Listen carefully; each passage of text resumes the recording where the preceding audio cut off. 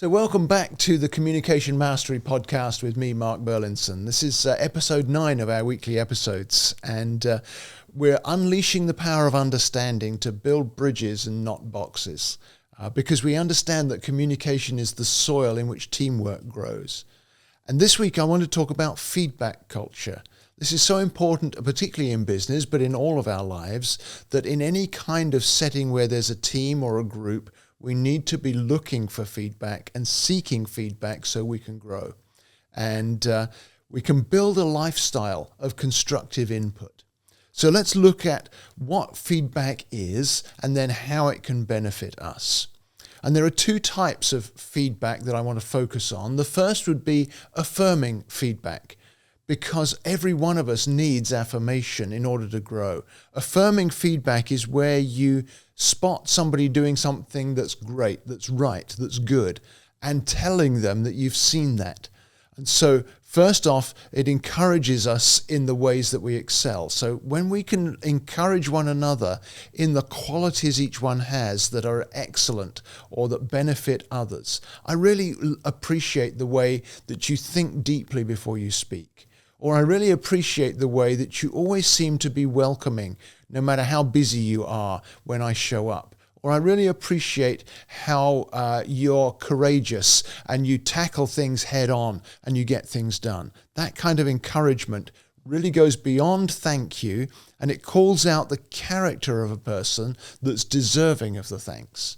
So you're not just thanking for a specific event or a specific action, but you're speaking deeper than that. You're affirming the character that's behind the action.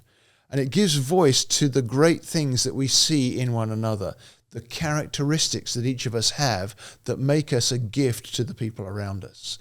So train yourself to look for what is it in my circle of friends or in my teamwork at work, my colleagues in the business. What is it that I see in each one that's of tremendous value to the rest of us? And see if you can affirm that with affirming feedback. The second kind of feedback is constructive feedback. This is where we encourage one another in growth, in the ways that we can improve, in the things that would do better if we were to change them slightly or to adapt them to a setting. Now, it's important you hear me on this, that this is going way beyond just pointing out problems or the actions that we think should be different. I'm going beyond that with constructive feedback because I want to get to the character that impacts those actions.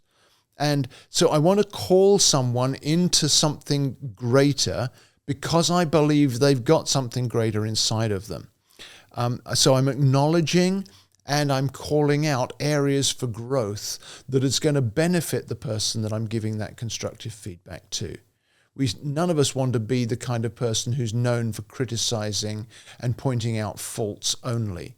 But all of us would benefit from growing the skill of being able to speak to somebody's character and call it to step up to a higher level by changing something or by adding something that will increase their impact and bring out the best in that person. So constructive feedback very often follows affirming feedback. Once I've trained myself to look for what's good in you, then I can also see what could be better in you, and I need to look for ways to be able to call that out of you so that you benefit. So those are the 2 types of feedback I want to zero in on. But let's talk now on a practical level of how do we give feedback? What do we do? What's required for feedback to be effective? And the first thing I want to say is that feedback, good feedback, helpful feedback, takes high courage. You've got to find courage in yourself to go beyond the day-to-day, to say the hard things even though they're hard to say. Particularly with constructive feedback, it's difficult to form it and frame it in a way that a person can receive it. That's why communication coaching is so important, to learn how to connect with a person so you can give them constructive feedback.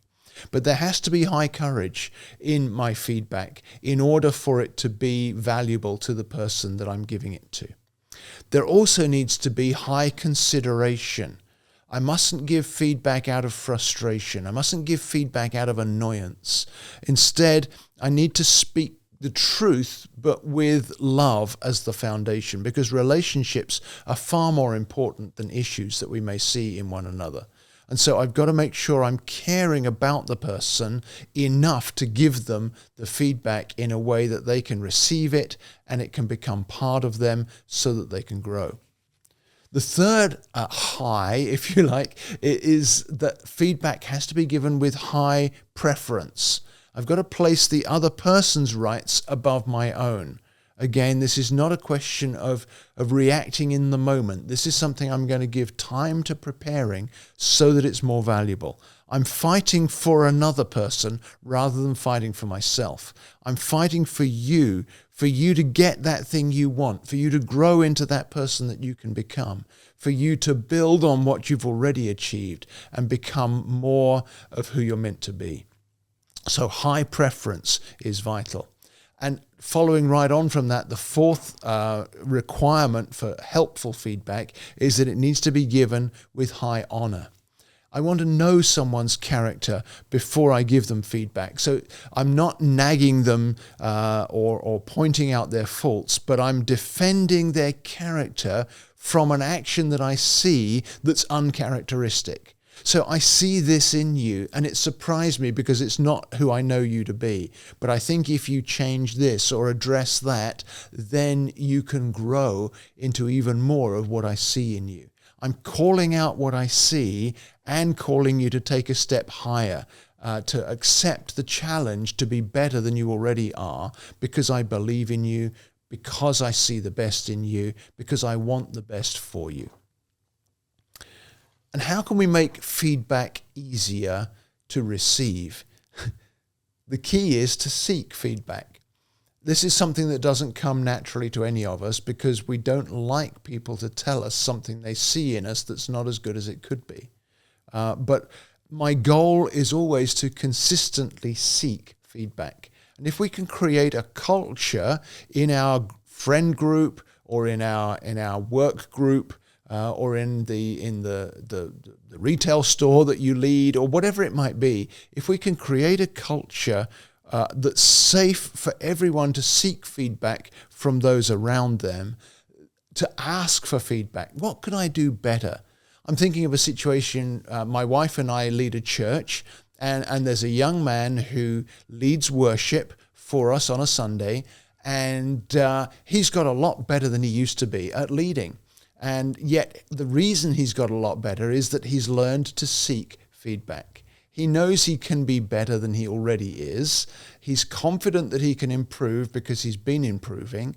And so he'll come to us afterwards and say, what could I do different? What would be better? What would you have to suggest? What went right, but also what could be better next time? Help me learn.